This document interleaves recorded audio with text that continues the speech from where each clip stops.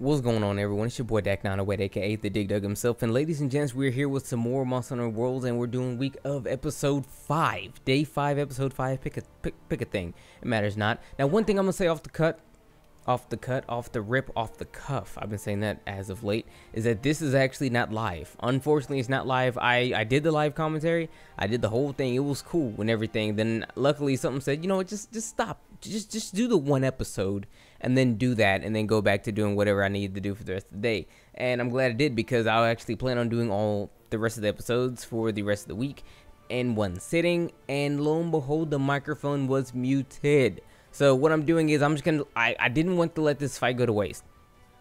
It was a good fight. I was debating actually doing the double Baz assign quest for someone, or, well, the double Baz and the 4-slot tempered Lunastra hunt. It was looking kind of good. I mean, I didn't get a chance to get into it, unfortunately, but instead I went with the Pink Raytheon. Now, the Pink Raytheon, it was another assign quest, of course, but it was in this fight that I was really I really thought I was really coming into myself, like I was actually becoming a better switch axe user. And that's all what this entire series is about, getting good with weapons I was clearly not good with ever before. The fact that I'm actually using the switch axe, honestly, is something that I didn't really see myself using too much, in World. I was thinking to say that, but I didn't say it the first time, so I said it the second time. I don't know, I stopped myself for no reason. There was no reason for me to stop myself. It was coming off the tongue. Regardless, I wanted to actually just let you guys know that this hunt I felt was actually a really good one. I wanted to share it with you guys. I didn't want to just like leave it out out of nowhere, because the hunt I'm going into, there were two people there. Well, one was, he was there by himself, and then another guy joined in. But they were both wearing Zor Magdaros gear, so I'm guessing they just kind of like turned over to high rank.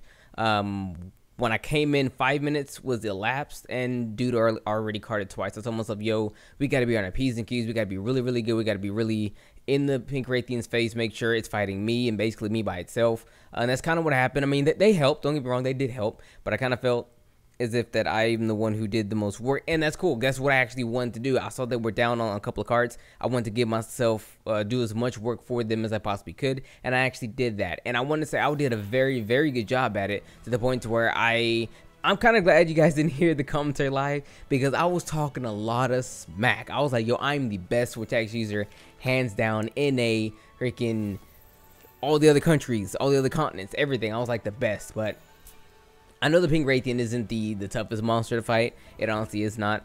But it felt good, because the Pink Raytheon is like a gatekeeper kind of monster, to where you have to like show how much skill you've acquired up until this point, and if you beat this monster, your skill has been proven and you're good to go. I kind of felt the same thing when I was actually fighting this Pink Raytheon here. Like, it was a pretty decent fight nonetheless, but I kind of felt it let me think that I'm actually getting a lot better at the switch axe, because it was the year again back in Monster Hunter Try that basically when I beat it, I was like, yo, I'm actually really nice with the lance kind of thing.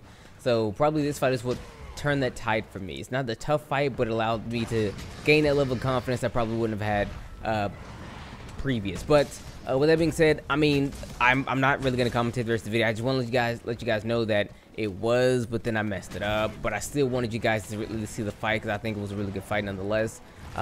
You kind of missing out a couple of things on the if I didn't have the meta commentary, of course.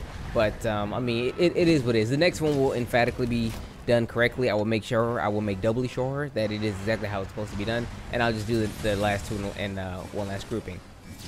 Also, I wanted to talk about briefly how I've been slacking on a couple of these episodes simply because of E3. E3 came in and kind of like threw everything back. I didn't want to do anything for E3 because I just want to watch E3.